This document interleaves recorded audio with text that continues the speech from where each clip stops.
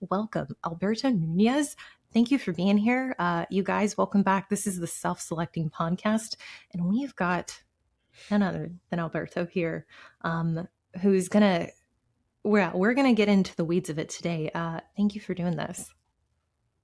Corey, thank you. No, I appreciate you having me. And I think as much as I think my company and myself were known for like the shreddy part of it, I think it all starts in the off season, which is the outfit you're going to be wearing most of the time. So we better get used to it and find ways to love it and see the perks that because that's the meat and potatoes of it. That's when you win your next show.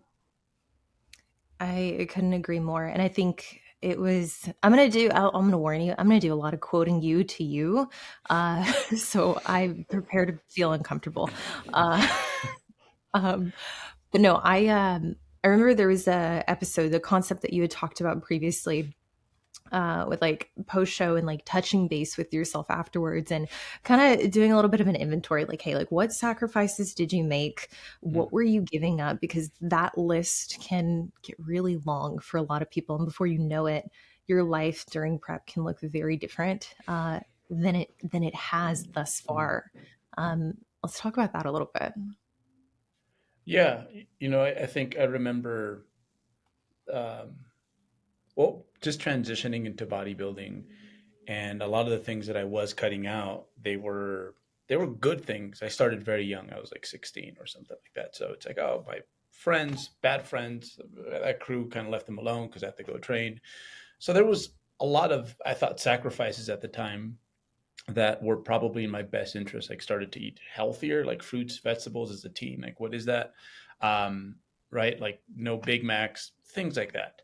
But then it gets to the point, especially when you're zeroed in during a contest prep, that you start giving up things that, um, in hindsight, you're going to look back on and not be very proud of.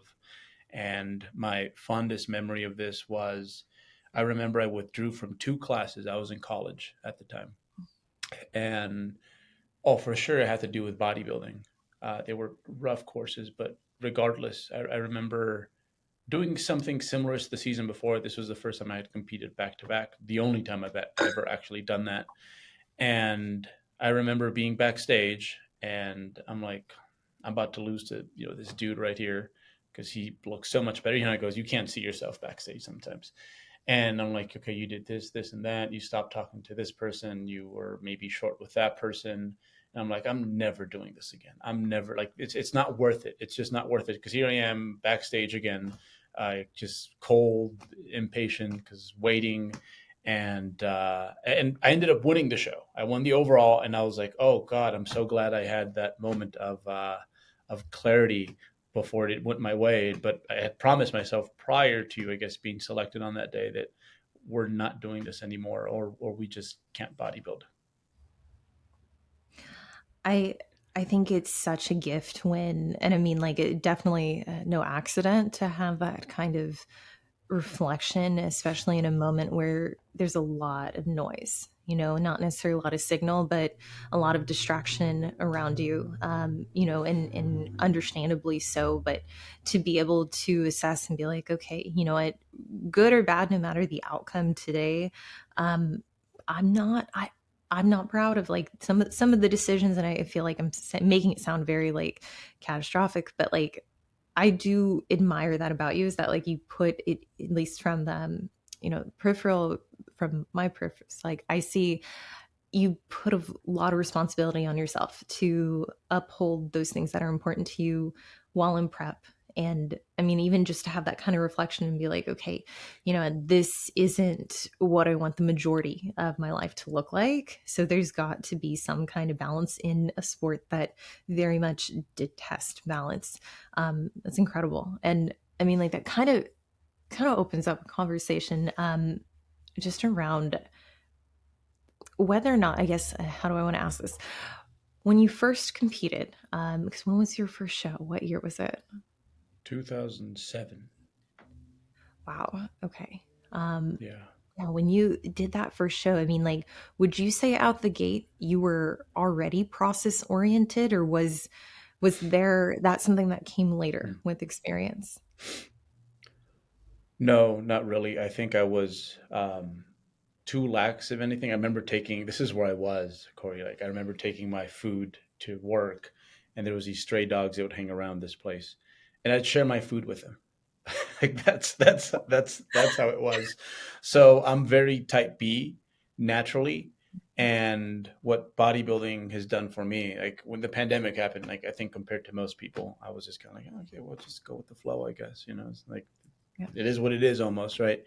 Mm. Um, and bodybuilding has taught me that no, you need systems as pliable as you might be.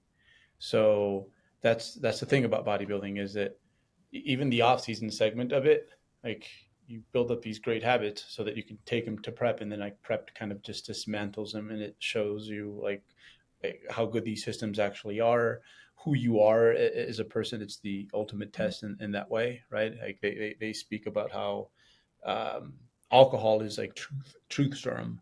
But I'd say Yeah. once those frontal lobes start like checking out a little bit, you get to learn a little bit more about yourself. So it made me process orientated prep a little bit more, because that's the only way you survive that. Because sometimes you're literally living it like 15 minutes at a time. That's how you get by.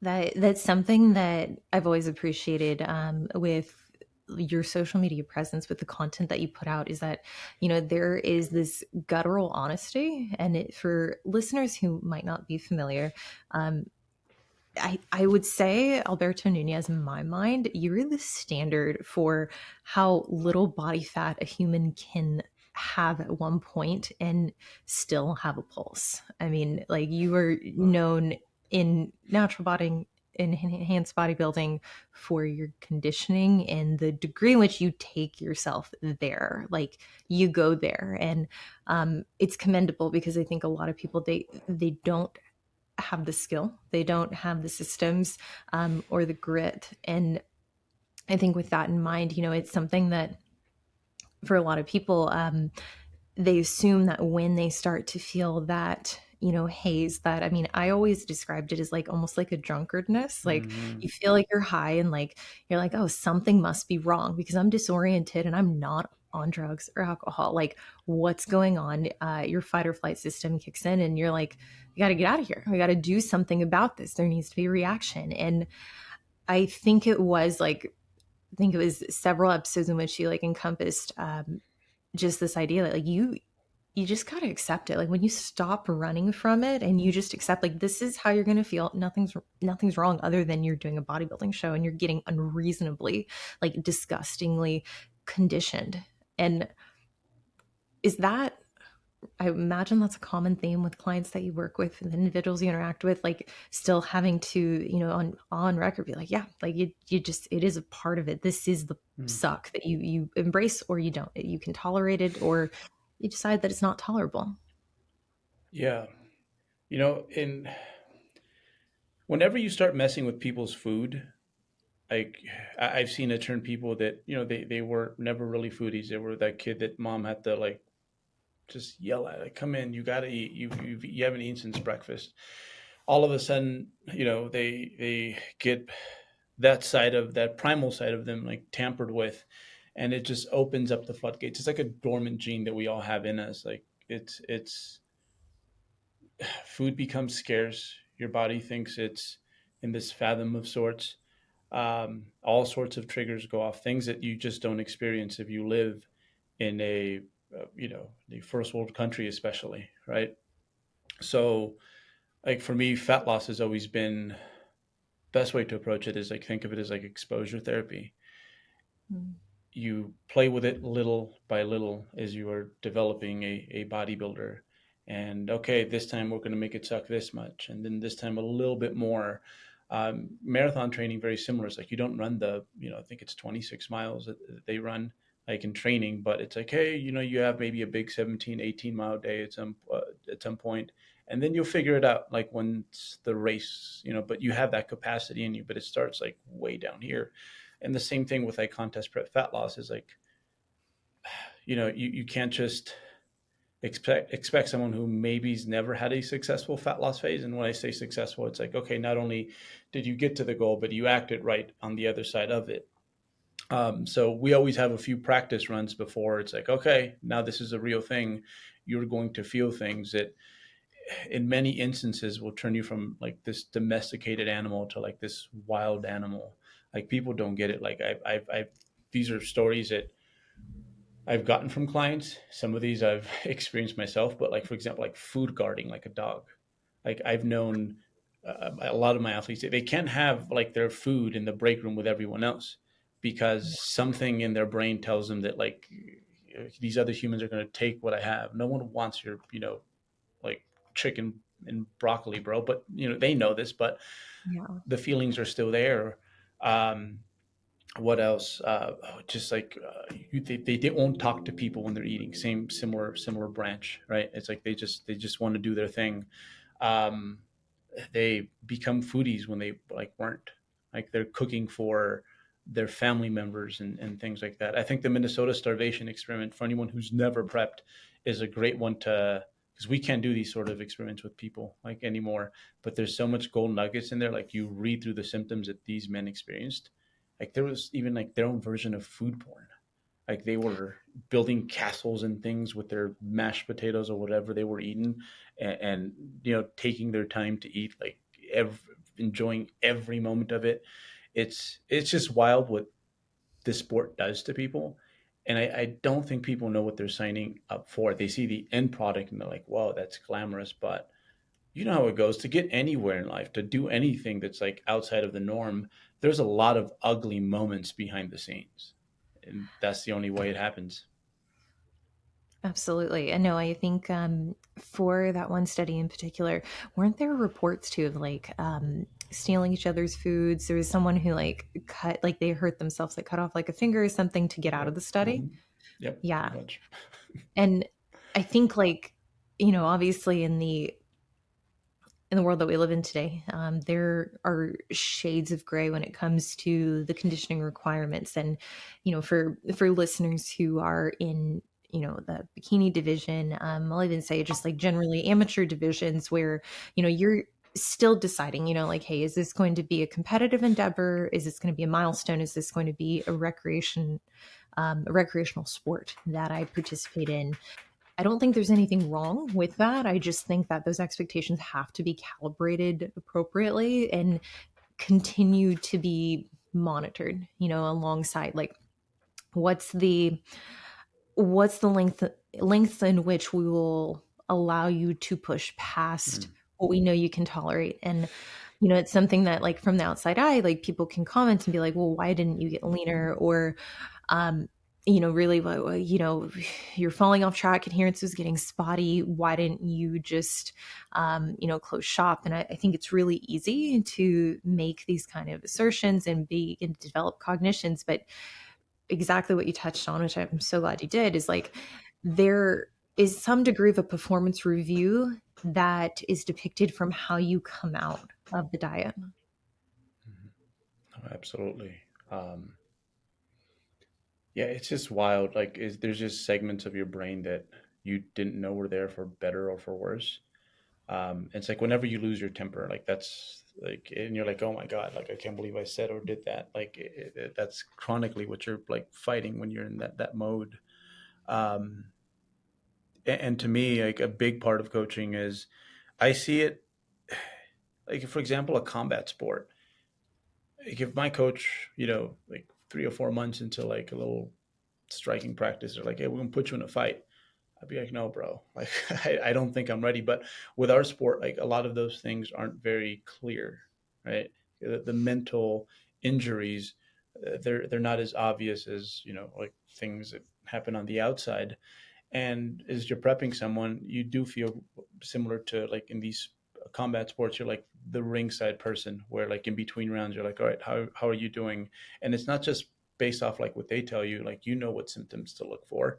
Like if they're really good, do you want to send them back in there? Or is this just where we're going to float the rest of this prep? Because if I take you any further, there's a good chance that not only might this be your last prep, when the athlete, I don't think they want this, but also they might end up so messed up. And we've seen this, right? Like 3 or 5 years after the prep, they can't even follow the most basic of things. They're yo-yoing up and down. They have this bad relationship with exercise, and it used to be the favorite part of the day. So there's so many things, so many dangers that people just aren't fully aware of, and it's hard to explain because for the most part, I mean, we're all running around here like well fed, and we get to starve ourselves a little bit like for fun. You just don't realize like what's inside that box once you open it if you're not ready. No, and I think for a lot of people, I mean, like their plan A encompasses everything going perfectly, including Mm. them being rewarded at the end of it. And this was probably one of the most important lessons, I would say, like the turning point in my bodybuilding career. For listeners who don't know, I did my first show beginning of 2015. I was 19 years old. I prepped myself, now a bikini pro, but obviously that division like is no longer what it was in 2015. In 2015 I had too much quad. Right now I have not enough glutes, even though I've been off stage for a long time. It's like the division is now something competitively that has become has developed its own criteria that requires more muscle, better conditioning, more precision, even at the lowest barrier to entry. And that's where I think a lot of people can romanticize this idea of like doing bikini and be like, well, I just want to get on stage. I just want to, have that experience. And, more recently, I have a client who she did end up doing her first show, but I was really nervous because we've been working together for about 2-ish years. And we had initially gotten ready for a show, worked towards it like in that direction, but I knew the conditioning and where reasonably it was ethically okay to take her. I'm like, this Mm. isn't going to be pretty to take her past this. And frankly, I think it's a disservice to her as a coach to let her get on stage before a certain point. And um, one of the conversations that we had now going into the show that she did do um, was I wanted her to outline, like, what are your expectations on show day? What would need to happen for you to feel like all of the sacrifices that you've made were worth it? Because I think that a lot of people, I mean, obviously, like we wouldn't do this if we didn't want to win. But I think so much of that passion for this sport, and I'll use quotes there, is like it's very conditional. It's very much Mm. predicated on I will do this if I have something tangible to showcase after the fact. And I think in a lot of cases that's people hope that's a trophy or hope that's placing, hope that's some kind of notoriety. But even worse, I think a lot of people hope that it's that stage look that they can then preserve after the fact. Yeah. Ooh. Um, yeah, that's tough because I think every other sports, I think kids understand this better than adults sometimes, that you have to go through these developmental stages, before you can kind of, and you might not be able to. Like I think you ask most varsity basketball players in this country, like, hey, do you plan on being in the NBA? They're like, bro, no, I'm like 5'10" and I'm like the center on this basketball team in North Dakota. No, like, but I'm gonna get everything I can from this season and myself.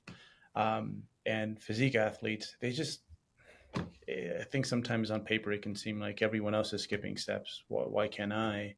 But the truth is, like, one, it's very complicated. Um, Genetics in this human dog show, especially. Um, some people are going to need more remedial work than others. And the mental stuff, the stuff that isn't as obvious, right? Like for me, like I've always kind of been just a very naturally like thin kid. So I'm sure like when I taste food, it's no it's very different compared to someone who maybe was mostly overweight most of their life. Uh, so dieting to those extremes probably feels very different for myself. It's just it's so loaded. There's so many moving parts, and what I always come back to when I feel like I'm in a not so good place with this sport. And actually, we just threw up something in the Instagram account today. It was Ron Partlow, I believe his name. And the quote, IFBB Pro, was like, some people like to bodybuild, and then some people like themselves in bodybuilding. Mm. And I still to this day, 20 some years in, 25 now, I have to catch myself where it's like, okay, don't put too much of your self worth, like when it comes to, you, the physique, the athlete part. Yeah, it can be something you leverage, but it can't be everything, because that's just a deadly game to play, and it doesn't end well. The athlete's life never ends well. Like, it's never a happy ending for like any athlete. Like, I'm afraid, like with Chris right now, he retired. I'm like, dude, please don't come back. Like, please don't, like 3 4 years down the road, be like, here's a comeback, and well, you know how that goes. So yeah. Yeah, I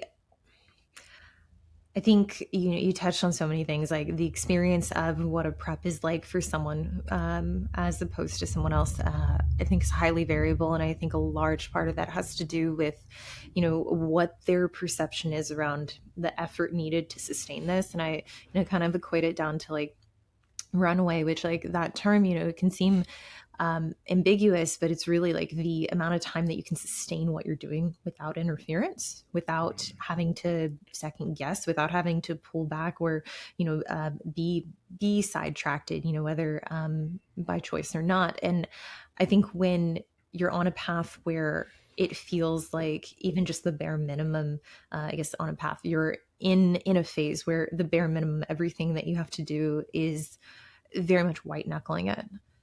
I don't think that is very promising in terms of outcomes. I think that already is like, and I kind of dwindle it down to like, hey, for clients, I'm like, I want you to let me know when we're starting to get into the yellow, like before we get to orange, before we get to red.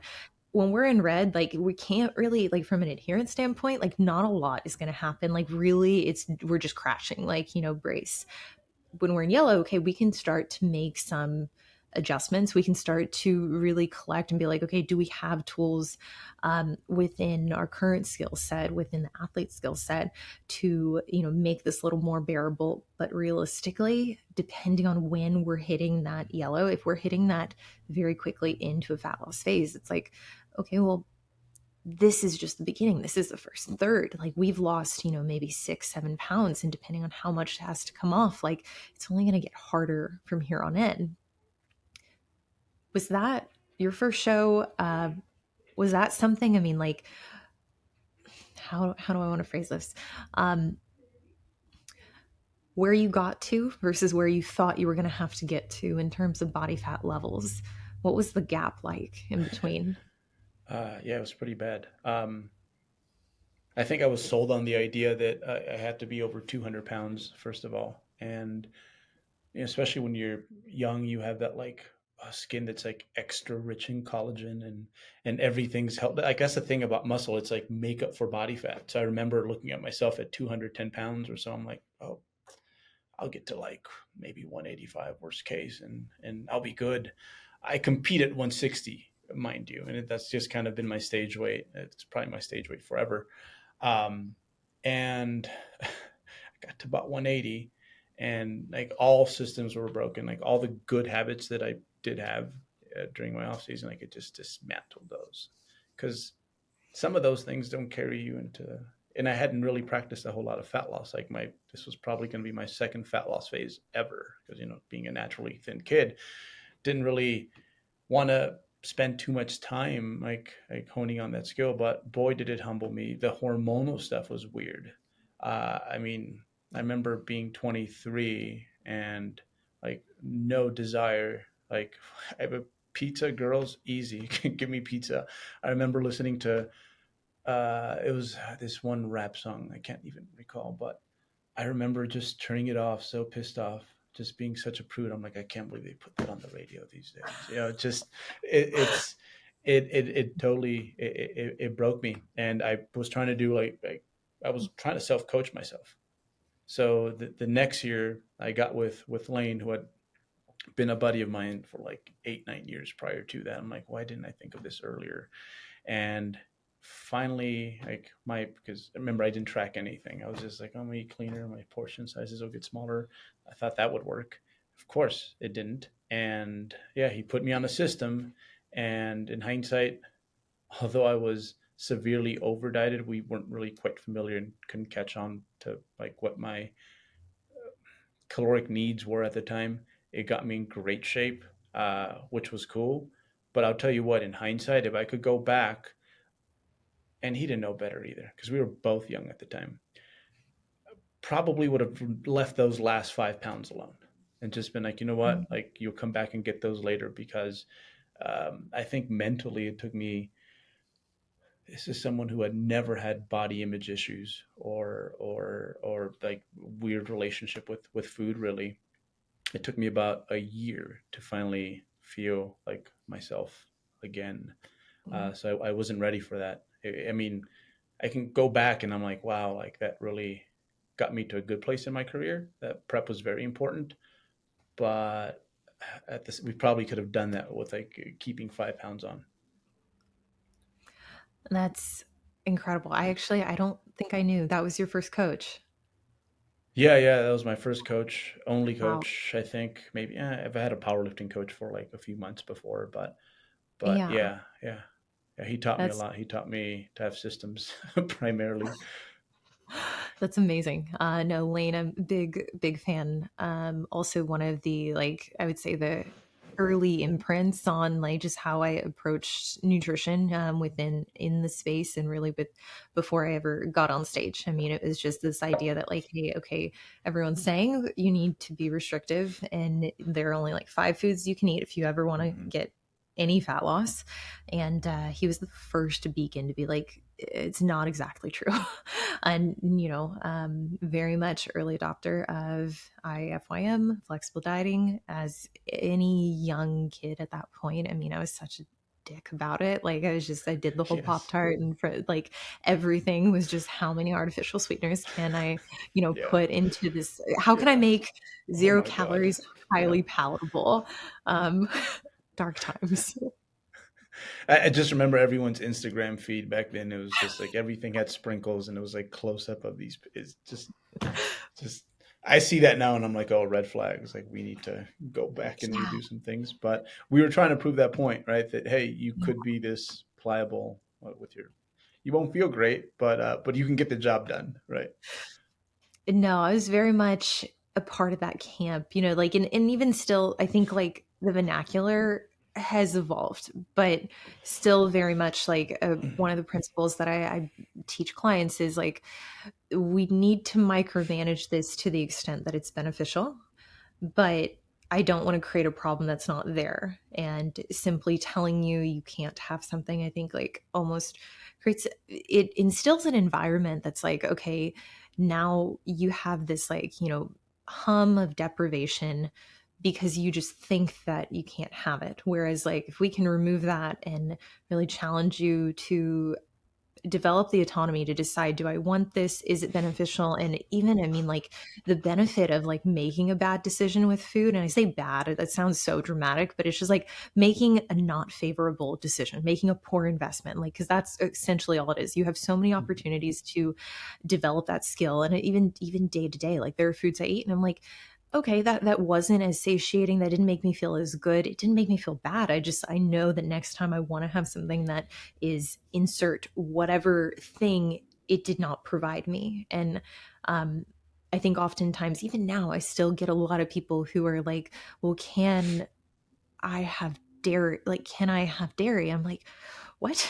I'm like, where are you getting this from? Like, can I have anything outside of these select vegetables? Is squash okay? I'm like, Jesus Christ, okay. We're just gonna start at baseline. But with that, okay, when you talk about like that off season, that I guess like that non-prep setting afterwards, you said it took you about a year to feel remotely like yourself. um what what would you say was the number one or two things that were the most dysregulated? What behaviors, what adaptive components were you like, oh, like, okay, this is gonna take some work? Hmm.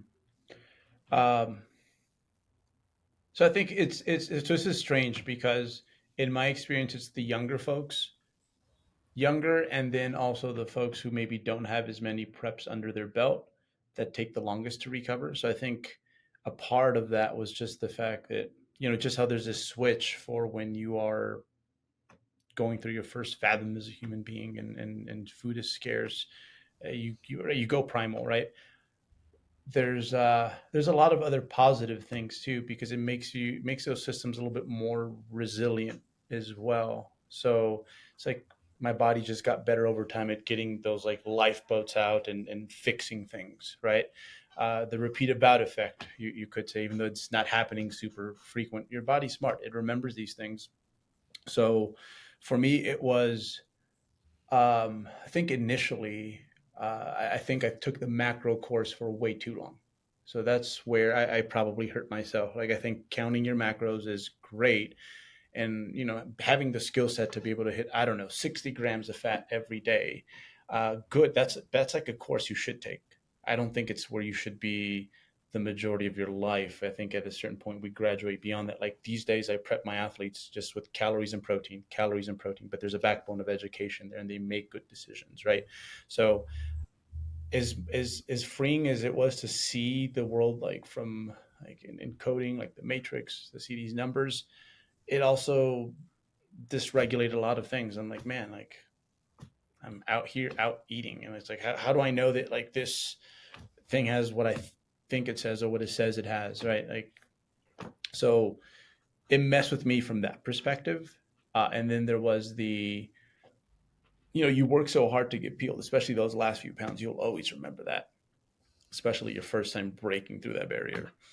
And to see that all go away, that was disheartening. It's like, okay, so you couldn't sell me on that at the time. That like, hey, now you're gonna like work hard on like making yourself look worse, but in a controlled way. So, okay, those two things, like some obsessive compulsive behaviors, body image issues. And then because I was really slow on the way out, and my body hadn't fully fixed a lot of the things that it had been meaning to get around, things that are way more important than muscle, hormones, immune function, organ tissue, things like that. It wasn't until I crossed that threshold, like where it felt safe, that I was like, oh, this is how my body progresses. Like, this is, I remember it being this predictable. I completely forgot what that even felt like. And I remember I had to cross like the 185, and I competed like mid 150s at that point. So about 30 pounds later, finally, like my body felt safe enough to be like, yo, okay, we're good. You're you again. You're complete. And every year, I think part of it is just like my habits getting better, my systems. Like I only wreck myself as much as I have to get in shape. Whereas like the first time, you're just like, I'm willing to do whatever it takes. Yeah. So there's less things to fix. My body's better at fixing, and it hasn't. And not only that, but like, shreds come and go, come and go. You're okay with that, like whatever, right? It's like I just want to get back to feeling good, but it takes a few preps. Last prep, I swear to you, like 2 weeks later, I was normal. Like I was waiting for that like bump of reality to hit me, because it goes, you think you're normal, and then it just hits you out of nowhere. You're like, no, no, you were crazy last week. This is normal. But I was finished cooking like 2-3 weeks later. I was good as can be. So, but Mm. again, many moving parts. But that first one, it was 2 years there where I didn't enjoy bodybuilding, and I just kept doing it because of all the other positive things that it had done to me before. It's like all the previous highs. I'm like, no, I think there's still some high left in there. I think I just gotta wait. But for 2 years, yeah, it was like a bad marriage. Like me and bodybuilding, we didn't love each other. Ah, gosh, that really hits home for me. The first 2 years, I think, looking back, were very unnecessarily difficult. Like I was very much self-imposed. Um, and I remember like being on the way to my fourth show, and it wasn't even that lean. Looking back, I'm like, that's embarrassing how much of a little bitch I was being. Like, but I remember it was the starting point to the ending point, and the stress that I very much was resistant to managing. I kind of romanticized the idea of suffering. And, I can look back, I would say that was like a big page turn, because it was past that point. I was like, okay, we're not suffering just for the sake of suffering. Like that is senseless. It's immature, and there's a way to do it. And like if you're doing this simply so it looks, or it even, I mean, it felt like it was really hard regardless of how low body fat it actually was. It wasn't that low, but it was like, well, your perception of it can be so powerful. And after those first four shows, I was like, yeah, there's got to be a better way. And I think it wasn't until the prep I did in 22, where I coached myself as a pro, where I was like, okay, we are going to take away some of these limits, these fixed ideas around like, here's how aggressive you can be out the gate. You can't take a diet break, you can't do untracked meals. It has to be a largely cardio based deficit. And I think when I approached it just with much more reason and really caution and respect for like, hey, like this, you can get as lean as you need to get, you can get too lean. But let's try to make this prep as, I won't even say optimal, as sensible. Let's make what you're doing that's very extreme, let's make it make sense. And let's, continue to use a logic based framework to make decisions rather than an emotion based framework, which I think for athletes who self coach, which it is becoming more popular to do, um, I think that's so important to be able to continue to have some kind of north star and guiding you for how you go about reaching that final destination. Yeah, yeah. Even with, I have a few athletes that are, yeah, pretty high level, and for the most part, like what I'm there to do is just to be like, no, that's a stupid idea. No, I agree. That sort of deal, because you can convince yourself of so many different things over the course of a week, a day, an hour sometimes. Um, but the biggest thing, and you hinted at this, and it's crazy how it works, right? Because, well, to some extent, I do feel the boot camp part of a prep, like those segments are valuable because you get things out of you that you didn't know you had in you. However, we've mentioned, like you can go too far where it's like some people just never come back from that. Never come back from that. Like you meet them a few years later and it's like, whoa, like what happened? And if they were one of my students, I'm like, whoa, it's like we crossed that threshold. Like that's what happened. Like my first gen clients to this day, like there's a part of me that's just like, man, if I could go back, but I was so new and I just didn't know. But at the same time, we're the experiment as well. Last contest prep I didn't track food at all. I just kind of, Mhm. I know what it's supposed to feel like to get from like this body fat to this body fat.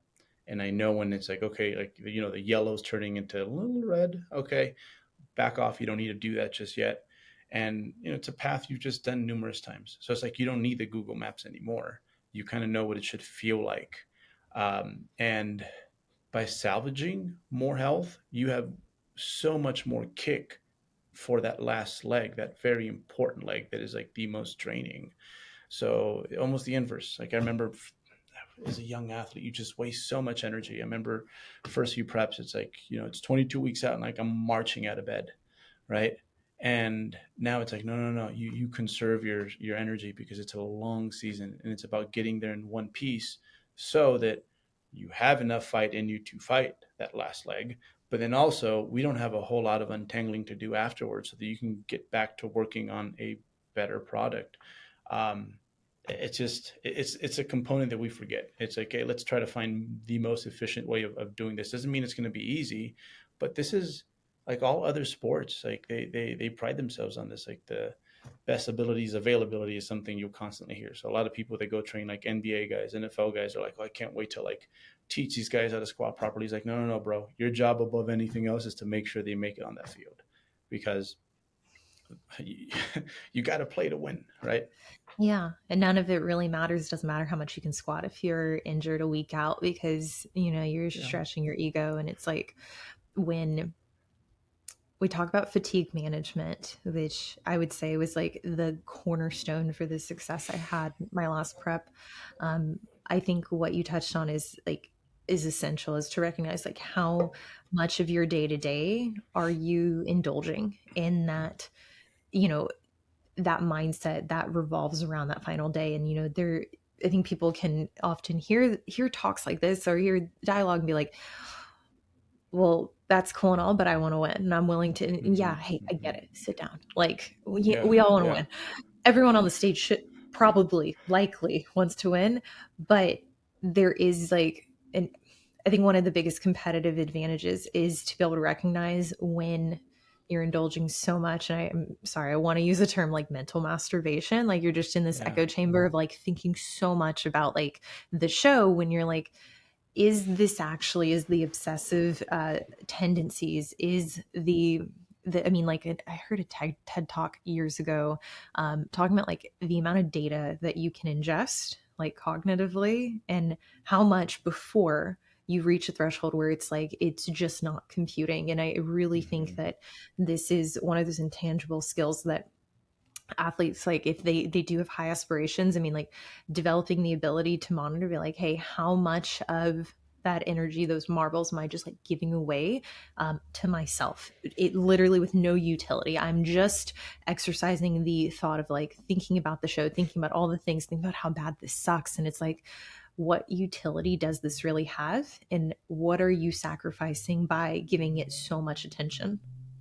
Mm. Yeah. Yeah.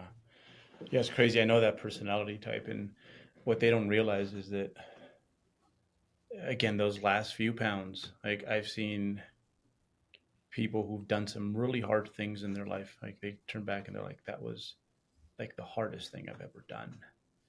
And it makes sense because it's like you're playing with someone's like safety. Like this is their food. Their body literally thinks it's starving to death in this very weird way where you're keeping all your skeletal muscle for some reason. Um, it's unlike anything else. Like, people see folks who are very inspirational saying the weight room, like they're just dogs. I've had those people like afterwards are like, I'm just wasn't tough enough for it this time. And I'm like, no, bro, I completely understand because it's just it's such a different game. It's an endurance game. Like maybe for you it is this way, but for me, there's like 4 weeks at sucking a prep now. Like 4 weeks where I really have to just walk into that storm, like face it head on.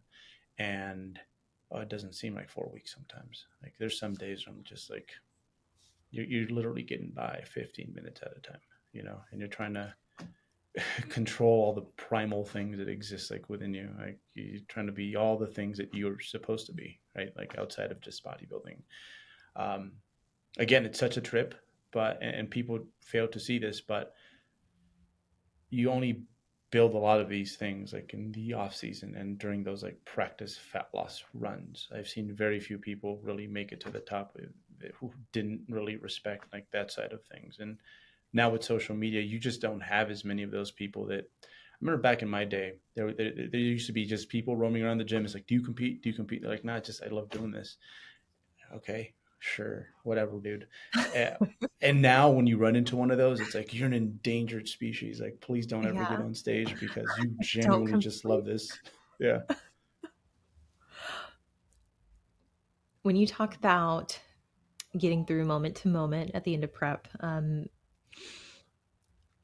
what is the dialogue like for you internally? Like, is it more so figurative you talking yourself down the ledge, or is it more comforting? Is it more self-soothing? What kind of position do you take? It's funny. I had Eric here a few weeks ago, and I remember he we were talking about something, and he was like, Eric Helms, Dr. Eric Helms. He's my boy, though. So he's just Eric still. But he mentioned that, I have a very high, that he has a very high threshold for pain. I'm like, bro, no, I don't. I don't think so. Like, so to me, it's more, I think what makes me tough, and I think this is what, at their core, like people who are dogs really understand, is their limit right now. And I respect that. I think I've always kind of respected that because even that prep that I told you where I got way too lean, there's certain things that I did to protect myself along the way. Um, just subtle little things like eating more in a controlled way, like just little things. But so to me, like it's not about ignoring my pain. It's more about being aware of it. There's usually some chain to follow that is like why it's hitting so hard in that specific day. And usually if I could get to the root of it, it's a lot easier to manage. So it's no different than, when we see behaviors, for example, like in toddlers, right? It's like you're cranky, you're sleepy. Guess what? You're such a mess right now. But as adults, I think sometimes we miss that, like, because our situations are so much more complex than I just need a nap. So, like for me, I guess I'm really good at following that string, and I'm like, oh, okay, that's why I'm extra hungry. It's been, this happened at work earlier today. Duh, should have thought of that. Um, so just being able to connect those dots helps me a lot. But there's also a part of you that just has to. And I heard this the other day, and it was perfect. Like, have you ever seen the example that this psychologist, I believe, he made was animals in the rain. Horses is what I think he used. I've only seen chimps. I've never seen horses, but it's the same thing. It's like they're just there. They're just dealing with it. They're just being rained on. It's just waiting. It's just like facing reality for what it is. And he also made the example of a buffalo, and how it goes directly into the snowstorm instead of trying to go to the side or get away from it. It's like, because that's the easiest way. That's how we get through this in the most efficient way. It's just, let me go straight into it. So there is a part of it where you just kind of, you just let go and you just give yourself to the situation. And the fun part is that if you, and again, this is not for everyone. This is like an advanced thing, or everyone's storm is going to be a little bit different. But that last storm, when your body's like literally freaked out because it's like, bro, we have 6 pounds of essential fat on us, and you have 3 pounds of body fat that we're willing to give. Like, stuff just gets weird. It's a very long storm, but you learn so much more about yourself because it's your brain at its most like basic, raw, reptilian like form. So now, like I don't know, I can't wait for my next prep to like dive in there again and learn more about myself and see how much I've changed, or what things I have to work on. Because, like we said, with alcohol and, oh, that's the truth, serum, it's kind of the same thing with prep. You get to find out just who you are when the domesticated reins come off, and whether you want to believe it or not, that to some extent that is who you are, and those are all things that are worth looking at and working on, of course, in a more well-fed state afterwards. So yeah, so to me, it's, yeah, there's the physique, you uncover that, but you're just as naked in so many other ways. And to me, that's like, I don't even need the stage. Like, I think if I've made this example before, that if everyone in this world just died, okay, and I'm the last human left, I'd lose my shit, cry for a day or two, whatever. But then I'd barricade myself around a gym, grow a garden, hunt, and every few years I'd go on this like like trip, this shred myself down and just push myself there, because there's almost something spiritual about those last legs of a contest prep. I couldn't agree more. And I mean, I love the imagery there, just with like how resourceful I think you become, or you Yeah. find out Oh that you're yeah. not. And I think for a lot of people that can be really jarring, and understandably, like I think the active tone that like I've taken previously with myself, it is more of that like inner child work where you rather than disassociate and start looking to find a reason to change direction, to intervene, you just accept like it's completely, it would be insane for you to not feel how you feel right now in the state that you're in. Like you're so Mm-hmm. past the point of being regulated that this state, it's, you're very fragile, you're very sensitive. But I think within that, I mean, you have an opportunity um, to really discover like what is it that you need. Because I mean, in a lot of cases, no amount of food, no amount of satiation is really going to move the needle. And I think No. that's one of the darker places that individuals like yourself are like, I could. I could eat endlessly like awful food right now, like just very low palatable food. It wouldn't matter. Like it wouldn't make me feel better. And I do think when I've described it to individuals who haven't competed, it's like it's the state of being discomfort and not being able to self soothe physically, and knowing that even like your best efforts, like it's just probably not going to help. And the thing that probably is going to move the needle the most, which I'd say is sleep at that point, Hmm. likely is going to be impeded. It's not going to be as satisfying, and it's going to be a challenge to get a string like one REM cycle. And I think I think for me this last go round, what really allowed me to keep going, because that body fat that I got to, it was much too lean for bikini, but it was a personal achievement because conditioning has Hmm. been something that I just didn't have the belief that I could do sensibly. I figured, I mean, like at one point I was like, it's the skin, it's just too thick, like the epithelial cells are just, they're so dense. um, Yeah. and to be able to uncover that, and to kind of sit and be like, oh, like, okay, this sucks and it's really everything, it just takes so much effort right now, but I am here. Like this is the finish line. Like the show is still another 5 weeks away, but I'm very much where I need to be, where I didn't think I could take myself. And I think what you gain from being able to either disprove, precognitions that you've had around yourself and your capability, that to me just offers so much more value, than any arbitrary placing. The placings are nice. They're nice. They just hardly ever go in your favor, right? Yeah. Yeah. That's, and I hate when that's what ruins the sport for people, because you kind of sign up for that, you know, like I've actually, that show that I talked about where I won and I was regretting everything I had done prior to it. Uh, I was like, let me run out with this trophy before they ask for it back, and they do a recount and find out that I'm a phony. Yeah, you get some that go your way, some that don't. But at the end, like when I look back at my prep, it's just more so how well did my systems work, right? Okay, what do we need to work on, and how much did I break, right? The mission statement that I signed up for, that I signed away, that I'm like, okay, this is who we are, this is who I know I am. How much of that did we have to amend along the way? Like I've had many successful seasons where, in hindsight, I'm like, okay, the system's good enough. Some things to work on, but it's the personal stuff, the things that the clarity that it gives you about yourself. That oh yeah, like no first place. If you're doing this for the right reasons, no first place trophies is ever going to make up for that. Like no title is worth that, in my opinion.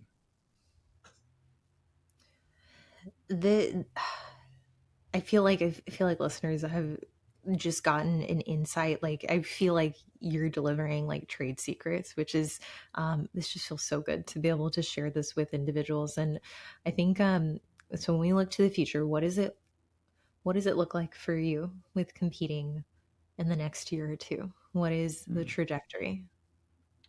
Yeah. Well, I had my first child. Well, my wife did on our behalf, and yeah, that's been a very, very humbling experience.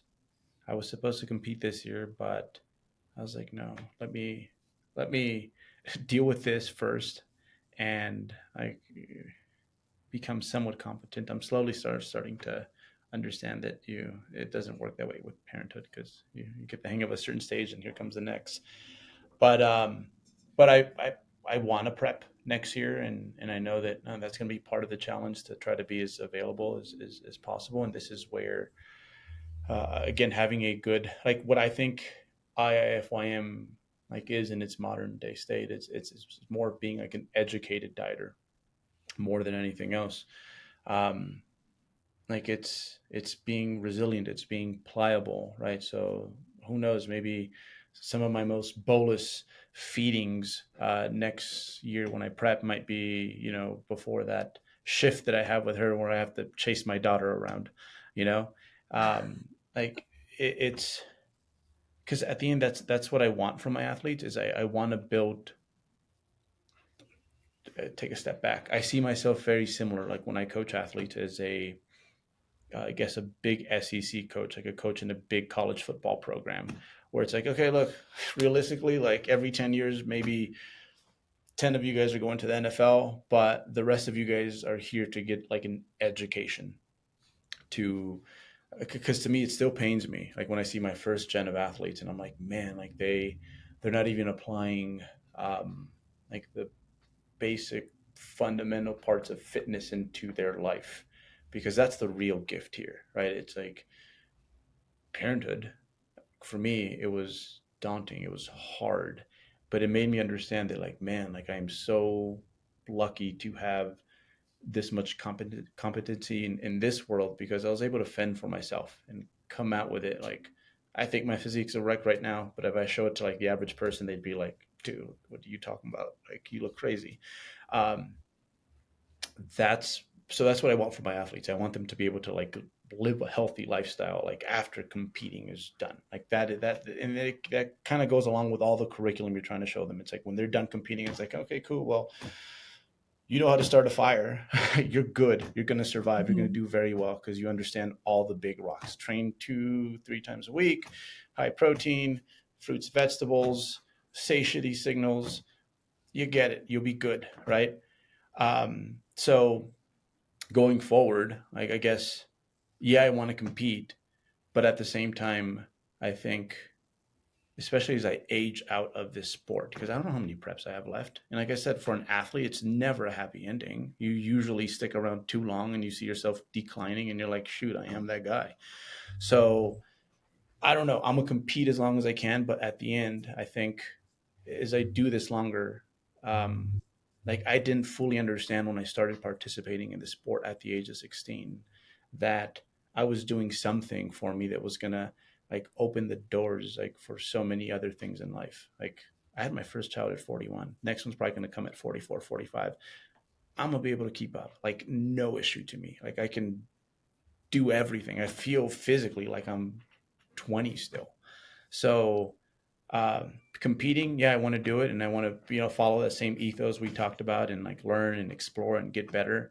But I think at the end, like more than ever, and I think for any athlete that competes, again, it's like who cares if you went to college to play college football if like bro like you didn't get your education while you were there, because there's so much to life like after sports are done. That, I mean, I love how you rounded that out just now. It's like, what do you have to show for it afterwards? And if you have nothing to show for it, if you're worse off because of it, Mm-hmm. when you had the opportunity to be, I think for a lot of people, be in a much better position to be much more resourceful than when you started, um, it's a shame. It's a disservice to yourself. And um, I I mean, like I'm thinking back. I know I've seen you at one of your shows, and I forget the context. Maybe I was with someone who's competing also at a show. But I remember like walking by you. There was great overhead lighting, by the way, and you were just inside out, just peel like nasty, like. And I was like, oh, I know who that guy is. Okay, he's busy, but that's really cool. And it would be a privilege to be able to see you on stage again. It'd be really cool in person, but definitely follow along on social media. Which I got to tell listeners, where can they find you? And I know y'all have a course. You have a course that they probably would be interested in. You can tell us a little bit about that.